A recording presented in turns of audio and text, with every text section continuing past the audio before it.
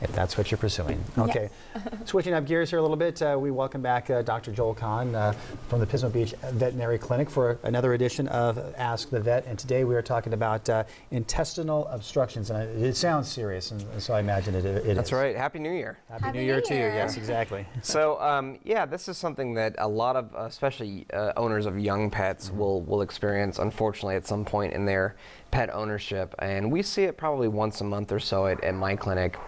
Intestinal obstruction, and it's common in both dogs and cats, and it tends to be a problem more of young animals. So as you might imagine, young dogs, you know, especially these big goofy labs and goldens, are eating everything that they can get their hands on or their paws on, and some of those things can get stuck. And so that's what I wanted to kind of give you some symptoms to look for. So definitely more common in young pets, although I will say I removed a corn cob from a 12-year-old golden retriever last year. Corn cob, wow. So they don't necessarily completely grow out of it with age. But these are going to be seen more commonly in dogs that have a tendency to chew things up. So when an animal comes in for vomiting, that's the first thing I ask, is this the kind of dog or cat that tends to get into the garbage or that tends to chew up the socks or the shoes or the underwear that's on the floor? Because a lot of times that's going to be in the history. So if you have an animal that tends to eat rocks in the yard or that kind of thing, take that very seriously and start immediately working with a trainer or your veterinarian to try to, you know, avoid and prevent and train out those behaviors.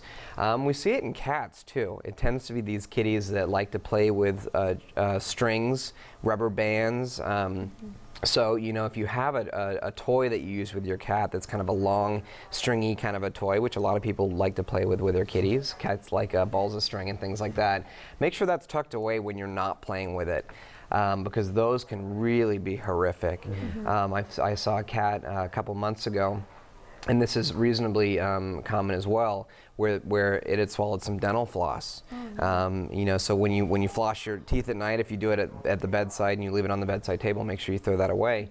This cat had swallowed that floss, it had wrapped around its tongue, and it had proceeded to track all the way through, down through its stomach, through its small intestines, out through its large intestine. And what happens is that basically acts like an accordion. The intestines start to bunch up, and then that string starts to actually cut through. And those cases can just be devastating. In this case, we had to make, you know, 7 or 8 separate incisions to get that string out, and the cat actually survived, but in some cases they can. If the owner hadn't caught it soon, it could have been disastrous. We've got some kind of neat cases to look at.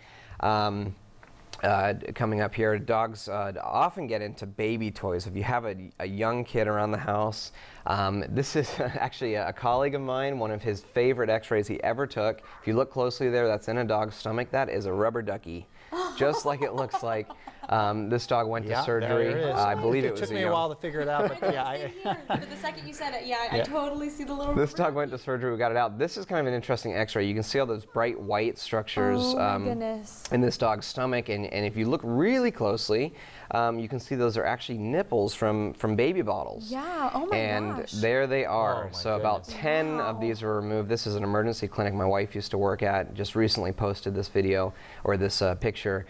This dog actually did okay. They got it out of the stomach, but obviously that is a lot of stuff. That's a lot of stuff. 6, no, about 10 or 11 there. This is one that I saw last year. This is little Loki, and came in for acute vomiting, really lethargic, young dog. No history recently of eating anything, and then we took some x-rays and we saw an obstruction, ended up going to surgery right away. The dog did great. This is what we found. And actually, it's kind of funny in retrospect, you can actually see this little rubber toy on the x-ray. These guys are success stories, but unfortunately, that's not always the case. The key is to take it very seriously, get in to see your vet right away. Well, we appreciate it, Dr. Joel Conn, and again, like you said, very, very serious subject matter, so hopefully you don't have to see too many of those here in the near future, but I'm sure you will. All right, we'll be right back. Stay with us.